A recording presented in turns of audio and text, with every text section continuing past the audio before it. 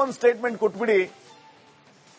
S Ravikumar ಅವರು ಮತ್ತೆ join ಆಗಿದ್ದಾರೆ. ರವಿಕುಮಾರ್ ಅವರು ಹೇಳ್ತಾ ಇದ್ರಿ, ಭಾರತೀಯ ಸೇನೆಯನ್ನ ಅವಮಾನಿಸೋದೇ ನಿಮ್ಮ ಉದ್ದೇಶ ಆಗಿದ್ರೆ ಅದನ್ನ ಓಪನ್ ಆಗಿ ಹೇಳ್ಬಿಡಿ ಅನ್ನುವಂಥದ್ದು ತಮ್ಮ ಆಗ್ರಹ ಆಗಿತ್ತು. ಖರ್ಗೆ ಅವರು ಈ ಮೊದಲು ಅಂದ್ರೆ ಆಲ್ ಪಾರ್ಟಿ ಮೀಟಿಂಗ್ ಮಾಡಿದಂತಹ ಸಂದರ್ಭದಲ್ಲಿ, ಆಪರೇಷನ್ ಸಿಂಧೂರವನ್ನ ಕೈಗೆತ್ಕೊಂಡಂತಹ ಸಂದರ್ಭದಲ್ಲಿ ಭಯೋತ್ಪಾದನೆಯ ನಿರ್ಮೂಲನೆಗೆ ನಮ್ಮ ಎಲ್ಲಾ ರೀತಿಯ ಬೆಂಬಲ ಇದ್ದೇ ಇರುತ್ತೆ, ಇದರಲ್ಲಿ ರಾಜಕಾರಣ ಮಾಡೋದಿಲ್ಲ ಅಂತ ಹೇಳಿದವರು ಇವರೇ. ಇವನ್ ರಾಹುಲ್ ಗಾಂಧಿ ಕೂಡ proud of our Indian army ಅಂತ ಹೇಳಿ ಎಲ್ಲಾ ರೀತಿಯ ಹೊಗಳಿಕೆಯನ್ನ ಮಾಡಿ ಈಗ ಈ ರೀತಿ ಬಂದು ಹೇಳೋದಂತಂದ್ರೆ ಇವರು ಡಬಲ್ ಸ್ಟ್ಯಾಂಡ್ ಆಗೋದಿಲ್ವಾ?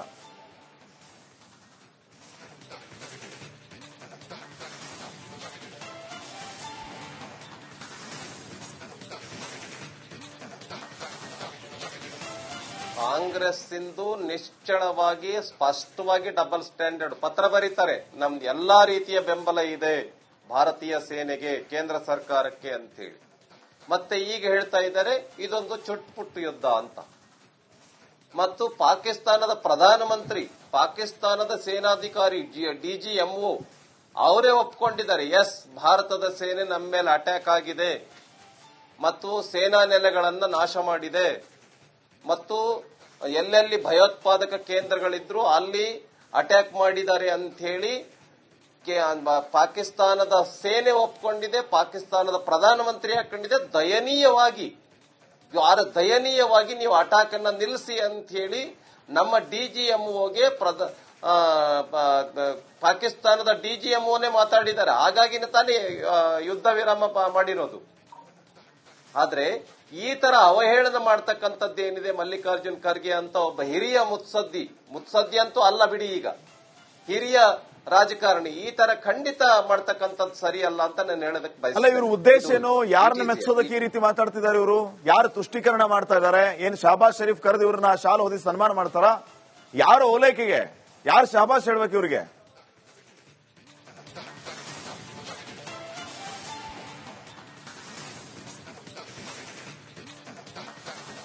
ಇದು ಸ್ಪಷ್ಟವಾಗಿದೆ, ಇದಕ್ಕೆ ಬಹಳ ಸ್ಪಷ್ಟವಾಗಿದೆ.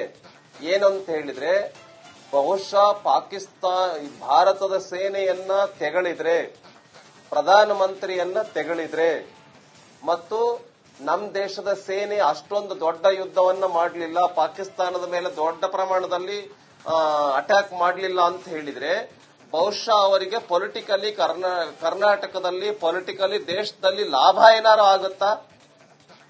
ಅಥವಾ ಜೋರಾಗಿ ಮಾತಾಡಿದ್ರೆ ಯಾರು ತಪ್ಪು ತಿಳ್ಕೊಳ್ತಾರ? ಆ ಭಯ ಏನಾದ್ರೂ ಕಾಡ್ತಾ ಇದೆಯಾ?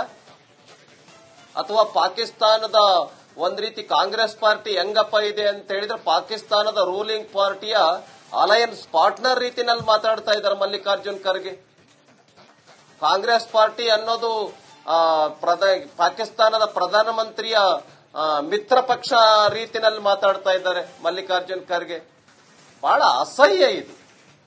ಆದ್ರೆ ನಮ್ಮ ಪ್ರಧಾನಮಂತ್ರಿ ವಾಜಪೇಯಿ ಅವರಿದ್ರು, ಅವರಿಗೂ ಕೂಡ ಈ ತರದ ಅನೇಕ ಸಂದರ್ಭಗಳು ಬಂದ್ರು. ಯಾವತ್ತೂ ಕೂಡ ಭಾರತವನ್ನ ಬಿಟ್ಕೊಡ್ತಕ್ಕಂತ ಕೆಲಸವನ್ನ ಮಾಡಲಿಲ್ಲ. ನಮ್ ನರೇಂದ್ರ ಮೋದಿ ಅವರು ಕೂಡ ಭಾರತವನ್ನ ವಾಜಪೇಯಿ ಈ ರೀತಿ ಪರಿಸ್ಥಿತಿ ಬಂದಾಗ ಅಪೋಸಿಷನ್ ಪಾರ್ಟಿಯಲ್ಲಿದ್ದ ಪಿ ವಿ ನರಸಿಂಹ ಅವರನ್ನ ಕಳಿಸ್ಕೊಟ್ರು ಅವರು ಪಾಕಿಸ್ತಾನಕ್ಕೆ. ಪಿ ವಿ ನರಸಿಂಹರಾವ್ ನೀವು ಹೋಗಿ ಬನ್ನಿ ಅಂತ ಕಳಿಸ್ಕೊಟ್ರು. ಈ ಮಲ್ಲಿಕಾರ್ಜುನ್ ಖರ್ಗೆ ಅವ್ರನ್ನ ಕಳಿಸ್ಕೊಡ್ಬೋದಾ ನಾವು?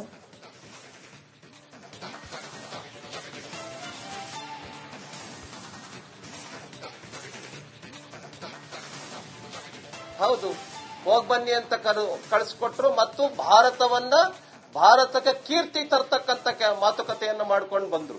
ಭಾರತವೇ ಹೆಮ್ಮೆ ಪಡ್ತು. ಬಹಳ ಒಳ್ಳೆ ಡೆಲಿಗೇಷನ್ ಅನ್ನ, ಬಹಳ ಒಳ್ಳೆ ಲೀಡರ್ಶಿಪ್ ಅನ್ನ ಇರ್ತಕ್ಕಂಥ ವ್ಯಕ್ತಿಯನ್ನ ನೀವು ಕಳಿಸಿದಿರಿ, ಅವ್ರ ನೇತೃತ್ವದಲ್ಲಿ ಕಳಿಸಿದ್ದು ಬಹಳ ಒಳ್ಳೇದಾಯ್ತು ಅಂತ ಇಡೀ ದೇಶ ಹೆಮ್ಮೆ ಪಡ್ತು. ಇವತ್ತೇನಾಗ್ತಾ ಇದೆ?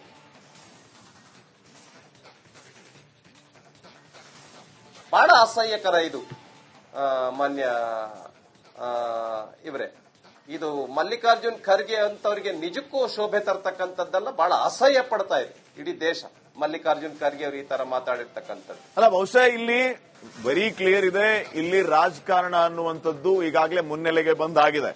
ಬಿಜೆಪಿ ಲೀಡ್ ಮಾಡ್ತಾ ಇರುವಂತ ಕೇಂದ್ರ ಸರ್ಕಾರ ಪಾಕಿಸ್ತಾನವನ್ನ ಹುಟ್ಟಡಗಿಸುವಂತ ಕೆಲಸ ಮಾಡಿದೆ ಅಂತ ಅದಕ್ಕೇನಾದ್ರೂ ಬಹುಪರಾಕ್ ಹಾಕ್ಬಿಟ್ರೆ ಪೊಲಿಟಿಕಲಿ ನಮ್ಮ ಕರಿಯರ್ ಇಲ್ಲಿಗೆ ಖತಮ್. ಹೀಗಾಗಿ ನಾವು ಏನಾದ್ರೂ ಒಂದು ಮೊಸರಲ್ಲಿ ಕಲ್ಲು ಹುಡುಕುವಂತ ಕೆಲಸ ಆಗ್ಬೇಕಲ್ಲ, ಅದಕ್ಕಾಗಿ ನಾವು ಇದನ್ನ ಮಾಡೋಣ ಅಂತ ಏನಾದ್ರೂ ಕಾಂಗ್ರೆಸ್ನವರು ಕನ್ಕ್ಲೂಷನ್ ಬಂದ್ರ? ಮೊದಲು ಹೊಗಳಿದಂತವ್ರು ನಿಮ್ ಜೊತೆಗೆ ಇರ್ತೀವಿ ಅಂತ ಹೇಳಿದವರು ಈಗ ಏನಾದ್ರೂ ಒಂದು ಪಾಯಿಂಟ್ ಅನ್ನ ಎತ್ಕೊಂಡು ಇಲ್ಲ ಅವ್ರು ಈ ರೀತಿ ಮಾಡಿಲ್ಲ, ಇದನ್ನ ನಾವು ಪ್ರಶ್ನೆ ಮಾಡಬೇಕು, ಮೋದಿ ಅವ್ರಿಗೆ ಗೊತ್ತಿತ್ತು ಹಾಗೆ ಹೀಗೆ ಅಂತ.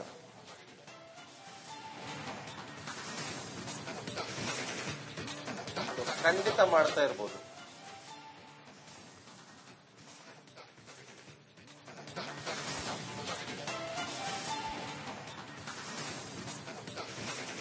ಅಲ್ಲ, ಈಗ ಕರ್ನಾಟಕ ರಾಜ್ಯದಲ್ಲಿ ಸಿದ್ದರಾಮಯ್ಯ ಅವ್ರ ಬಗ್ಗೆ ಈ ಉದಾಹರಣೆ ಗ್ಯಾರಂಟಿ ಯೋಜನೆಯನ್ನ ತೆಗೆದುಕೊಂಡು ಬಂದ್ವಿ ಅಂತ ಹೇಳ್ತಾ ಇದ್ದಾರೆ. ಯಾರು ತೆಗೆದುಕೊಂಡು ಬಂದ್ರು? ಅಧಿಕಾರಿಗಳು ತೆಗೆದುಕೊಂಡ್ ಬಂದ್ರ ಅಥವಾ ಸಿದ್ದರಾಮಯ್ಯ ಸರ್ಕಾರ ತೆಗೆದುಕೊಂಡು ಬಂತ? ಹಂಗೆ ಕೇಂದ್ರದಲ್ಲಿ ನರೇಂದ್ರ ಮೋದಿ ಸರ್ಕಾರ ವಾರ್ ಮಾಡಬೇಕಾಗಿರ್ತಕ್ಕಂಥ ಡಿಸಿಷನ್ ಮಾಡ್ತು ಅಥವಾ ಸೇನಾಧಿಕಾರಿಗಳು ಮಾಡಿದ್ರು? ಎಸ್, ಅಕಸ್ಮಾತ್ ನರೇಂದ್ರ ಮೋದಿಜಿ ಅವರಿಗೆ ಕ್ರೆಡಿಟ್ ಕೊಡೋದಕ್ಕೆ ಇಷ್ಟ ಇಲ್ಲ ಅಂತ ಹೇಳಿದ್ರೆ ನೇರವಾಗಿ ಮಲ್ಲಿಕಾರ್ಜುನ್ ಖರ್ಗೆ ಅವರು ಅವ್ರಿಗೆ ಗೊತ್ತಿದೆ ರಾಜಕಾರಣ ಹೇಗ್ ಮಾಡಬೇಕು ಅಂತ, ಸೇನೆಗೆ ಕ್ರೆಡಿಟ್ ಅನ್ನ ಕೊಡ್ಲಿ. ನಮ್ ಸೇನೆ ಪಾಕಿಸ್ತಾನದ ಸೊಕ್ಕನ್ನ ಅಡಗಿಸ್ತು, ಪಾಕಿಸ್ತಾನದ ಭಯೋತ್ಪಾದನೆಯನ್ನ ನಾಶ ಮಾಡಿ ಹಾಕ್ತು, ಎಲ್ಲೆಲ್ಲಿ ಭಯೋತ್ಪಾದಕ ನೆಲೆಗಳಿದ್ವು ಅವನ್ನೆಲ್ಲವನ್ನು ಕೂಡ ಸರ್ವನಾಶ ಮಾಡಿದ್ರು. ಇದನ್ನ ಹೇಳಲಿ ಅವರು. ನಮ್ ದೇಶದ ಪ್ರಧಾನಮಂತ್ರಿಗಳಿಗೆ ಕ್ರೆಡಿಟ್ ಕೊಡೋದು ಬೇಡ, ಸೇನೆಗಾದ್ರೂ ಕೊಡಿ. ಐ ಥಿಂಕ್ ಫೈನಲಿ ಬಿಜೆಪಿ ನೀವೇನ್ ಮಾಡ್ತೀರಿ? ಈ ಕಾಂಗ್ರೆಸ್ ಅವರು ಈ ರೀತಿ ಮಾತಾಡ್ತಿದ್ದಾರೆ, ಮಾಡ್ತಾ ಇಲ್ಲ. ಈ ಬಿಜೆಪಿ ಅವ್ರ ಕೆಲಸ ಏನು? ಕಾಂಗ್ರೆಸ್ ಅವರ ಬಾಯಿ ಕಟ್ಟ ಹಾಕ್ತೀರಾ ಅಥವಾ ಅವರಿಗೆ ಉತ್ತರ ಕೊಡ್ತೀರಾ? ಸೇನೆಗೆ ಮತ್ತು ಪಾಕಿಸ್ತಾನಕ್ಕೆ ಇಂಡೈರೆಕ್ಟ್ ಆಗಿ ನೀವು ಕ್ರೆಡಿಟ್ ಕೊಡ್ತಾ ಇದ್ದೀರಿ. ಪಾಕಿಸ್ತಾನದವ್ರಿಗೆ ಅವ್ರ ಮಗ ಹೇಳ್ತಾ ಇದ್ದಾರೆ ಪ್ರಿಯಾಂಕಾ ಖರ್ಗೆ, ನೋಡಿ ಇದಕ್ಕೆ ಪಾಕಿಸ್ತಾನದ ಪ್ರಧಾನಮಂತ್ರಿಗಳೇ ಉತ್ತರ ಕೊಟ್ಟಿದ್ದಾರೆ. ಎಸ್, ನಮ್ಮ ಮೇಲೆ ಅಟ್ಯಾಕ್ ಮಾಡಿದ್ದಾರೆ, ನಮ್ಮ ಸೇನಾ ನೆಲೆಗಳ ಮೇಲೆ ಅಟ್ಯಾಕ್ ಮಾಡಿದ್ದಾರೆ, ಭಯೋತ್ಪಾದಕ ನೆಲೆಗಳ ಮೇಲೆ ಅಟ್ಯಾಕ್ ಮಾಡಿದ್ದಾರೆ, ಆಮೇಲೆ ಏರ್ವೇಸ್ ಸೆಂಟರ್ಗಳ ಮೇಲೆ ಅಟ್ಯಾಕ್ ಮಾಡಿದ್ದಾರೆ ಅಂತ ಹೇಳಿ ಪಾಕಿಸ್ತಾನದ ಪ್ರಧಾನಮಂತ್ರಿಗೆ ಡಿಜಿಎಂಒಗಳು ಒಪ್ಕೊಂಡ್ಬಿಟ್ಟು ಅವರು ಯುದ್ಧ ವಿರಾಮಕ್ಕೆ ಅನೇಕ ಸಾರಿ ರಿಕ್ವೆಸ್ಟ್ ಮಾಡಿದ್ರಿಂದ ಇವತ್ತು ಯುದ್ಧ ವಿರಾಮ ಸೀಸ್ ಫೈರ್ ಆಗಿದೆ. ಇದಕ್ಕೆ ನಾವು ಮಲ್ಲಿಕಾರ್ಜುನ್ ಖರ್ಗೆ ಅವರು ನಾವೇನು ಹೇಳೋದಕ್ಕೆ ಬಯಸೋದಿಲ್ಲ. ನೀವು ಒಂದ್ ರೀತಿ ಹಿಂಗೆ ಅವ್ರು ಮುಂದುವರಿಸ್ತಾ ಹೋದ್ರೆ ಒಂದ್ ರೀತಿ ಪಾಕಿಸ್ತಾನದ ರೂಲಿಂಗ್ ಪಾರ್ಟಿಯ, ಪಾಕಿಸ್ತಾನದ ಆಡಳಿತ ಪಕ್ಷದ ಸಹೋದರ ಪಕ್ಷ ಅಂತ ಹೇಳಿ. ನೀವು ಭಾರತ ದೇಶದಲ್ಲಿ ಇರೋದಕ್ಕೆ ಲಾಯಕ್ಕಲ್ಲ ನಿಮ್ ಪಾರ್ಟಿ. ಕಾಂಗ್ರೆಸ್ ಅಂತಕ್ಕಂಥದ್ದು ಪಾಕಿಸ್ತಾನದಲ್ಲಿ ಇರೋಕ್ ಲಾಯಕ್ಕು ಅಂತ ನಾವು ಹೇಳ್ತೀವಿ. ನಾವು ಜನರ ಹತ್ರ ಹೋಗ್ತೀವಿ. ಅಂತಿಮವಾಗಿ ಜನರೇ ತಾನೇ ತೀರ್ಪು ಕೊಡಬೇಕಾಗಿರೋದು.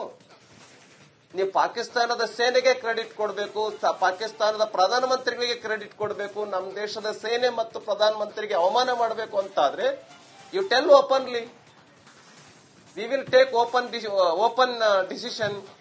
ಎಸ್, ಇವರು ಪಾಕಿಸ್ತಾನ